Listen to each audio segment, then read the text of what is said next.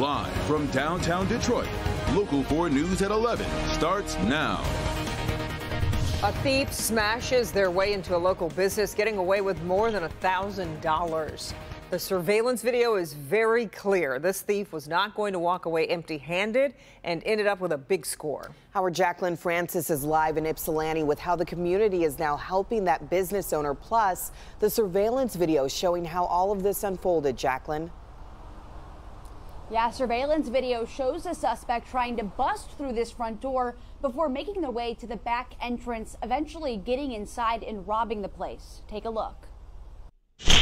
Caught on camera, this security footage captures someone breaking into Star Studio, a salon in downtown Ypsilanti. The owner, Angel Vanis, said at first the man wasn't successful. He did that for about 10 minutes, and then he decided to go around back, and that's where he found the weaker, older tempered glass, and he finally smashed through that sucker. Once inside, he raided the cash drawer. Poor thing, she's so beat up. Look at her. Walking away with $1,200. We lost the money from the cash drawer. We were fully booked that day, so my stylist lost out on that money at $100 an hour while we were closed for hours trying to get everything repaired. She also had to pay out of pocket to repair the doors and windows, which weren't covered in her insurance policy. It was a lot of broken glass and broken hearts in downtown Ypsi on Tuesday morning. Vanis started a GoFundMe to help cover the costs. So far, the community is showing up in a big way, raising thousands of dollars in less than a day. We are close-knit here. We all know each other, we all love each other, we all take care of each other. So when something like this happens in our community, we come together. The GoFundMe is halfway to its goal of $6,500. The salon owner says the first thing she'll do is reimburse her stylists for their time lost. Reporting live in Ypsilanti, Jacqueline Francis, Local 4. Okay, Jacqueline, thank you. Detroit police releasing new surveillance video tonight showing the moments leading up to a deadly shooting of a Detroit mother. Her name was Tracy Golden. She was approached by a man late last night in a parking lot off Grand River and West Outer Drive. Police say the man pulled out a gun and shot Golden. Then he took her keys and drove off with her SUV. Golden was rushed to the hospital but died from her injuries. Police are hoping to track down her killer by finding her SUV.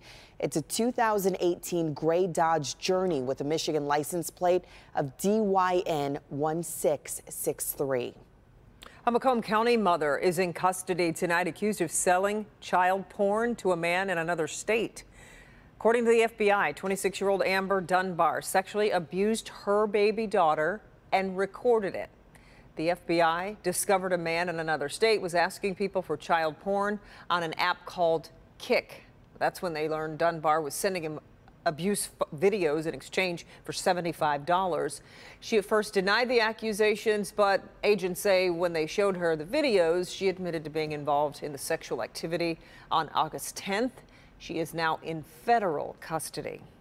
Investigators wrap up a search for survivors in a fire and house collapse. The body of a man was found inside a home that caught fire on Florida Street. That's near Central Avenue and I-94 on Detroit's west side. When firefighters arrived early this morning, there were flames coming out of the roof and windows.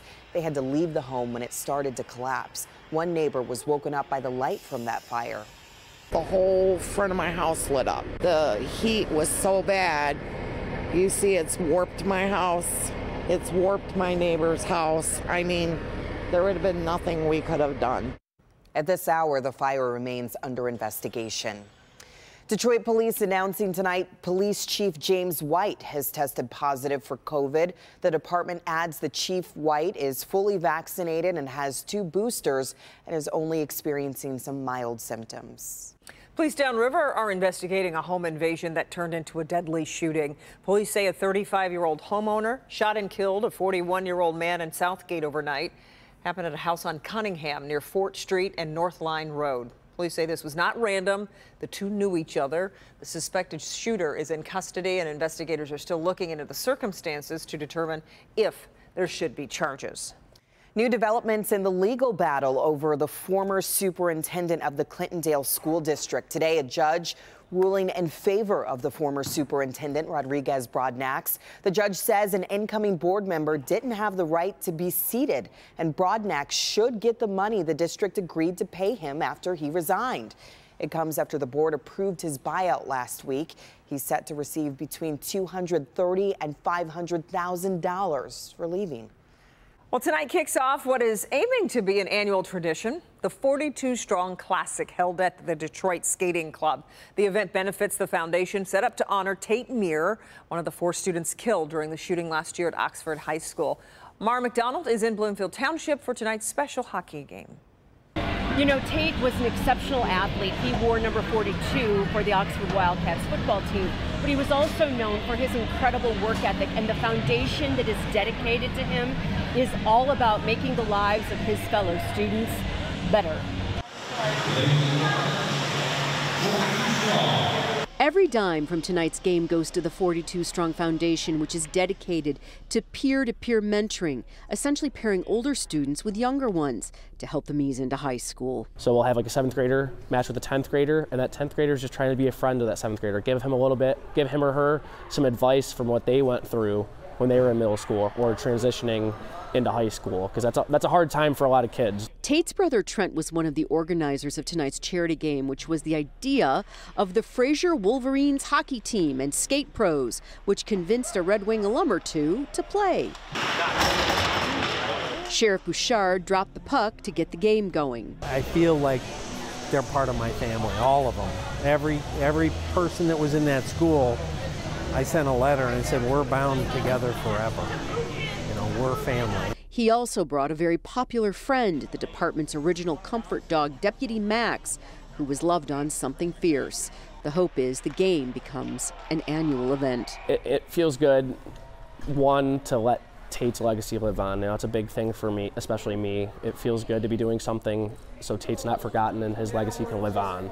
He impacted a lot of kids while he was here, but now he can impact many more. We have 250 kids at the program. He could have never impacted that many kids, and now he is, which is amazing. In honor of tonight's game, the foundation did something that is pretty cool. This is the jersey they did for 42 Strong, and if you look on the back, it says Myre. Now, these are a fundraiser for 42 Strong, and while technically they were only supposed to be sold tonight, we're going to put the link where you can get them online on clickondetroit.com. We're in Bloomfield Township. I'm Mara McDonald. Local 4. Really nice to honor him in that way, Mara. We appreciate it. Hard to believe, but temperature's still right around 50 degrees right now. But rain is on the way. That's the trade-off. Brett Collar is in for Kim Adams tonight, tracking those showers for the holiday weekend. Brett? And you'll want to keep the umbrellas handy the next couple of days because we are expecting a good dose of rain. All that as southerly winds usher in more moisture and milder temps. Numbers have in fact gone up a couple of degrees since earlier today. These numbers don't move much between now and daybreak tomorrow, even through the afternoon tomorrow. We're only going to get into the low to mid 50s for highs on your Friday, but you can already see some rain down to the south and more developing back out to the south and west. That's what's headed this way, so keep the umbrellas handy if you have any plans to be out on your Friday. It's really during the afternoon that the rain will be more widespread and heavier. That being said, it's not the only day of rain. We'll see more showers on Saturday, perhaps a couple of drips or drops, maybe a flake early Sunday as well. On top of the rain, we're tracking some very mild temps, including the potential for a 60-degree day. We'll talk about when in just a bit. Okay, Brett, thank you. We are getting closer to the big matchup between Michigan and TCU with a trip to the national championship on the line. And despite Southwest Airlines canceling thousands of flights this week, Wolverine fans will be packing the Fiesta Bowl come Saturday. Oh, yeah. Our Hobie Artigue is one of the many headed to the game who had their travel plans disrupted. He's now in a layover, joining us with some U of M fans he met at the Minneapolis airport. The flight to Phoenix is officially about to take place, at least for us, as we get ready for the Fiesta Bowl. Of course, Michigan facing off against the Horned Frogs at TCU in the college football playoff. And Michigan fans are around getting ready, including my friend Kenyatta here. How excited are you about what's to come? We're super excited. I haven't seen him play this year, so I'm looking forward to watch him play. Watch him win. Oh, I like that. What's it been like to watch him go 13-0 this season, up to this point, with potentially more to come? You know, it's the best season ever, so I'm really excited. Extremely excited. Glad to have a family coming with me out there. Looking forward to a good time. Hopefully we win. Hopefully we win. How much do you, I know the team carries it from last year and losing that game in the Orange Bowl. How much as a fan do you carry that into this? A lot. You're expecting to get better year over year, so hopefully they take their lessons learned from last year and come out better this year with a better result. A lot of high expectations for this Wolverines team. Of course, we'll be in Phoenix all weekend long. We got you covered right here on Local 4. Okay, we appreciate that, Hobie, and we will have more coverage from Hobie live from the Fiesta Bowl tomorrow night. Tune in to our special tomorrow night at 6:30 on Local 4 Plus. It's called Chasing the Championship, hosted by our very own Jamie Edmonds. All right, still ahead, it is the great New Year's Eve debate. What more Americans are doing for their drink of choice for when the clock strikes midnight. And after days of chaos in airports across the country, what Southwest Airlines is now saying about how soon its operations will be back to normal. He's 135 right now, eastbound 8 Mile. But first, a chase down 8 Mile road reaches speeds of more than 130 miles per hour. How police finally got the driver to stop. Next.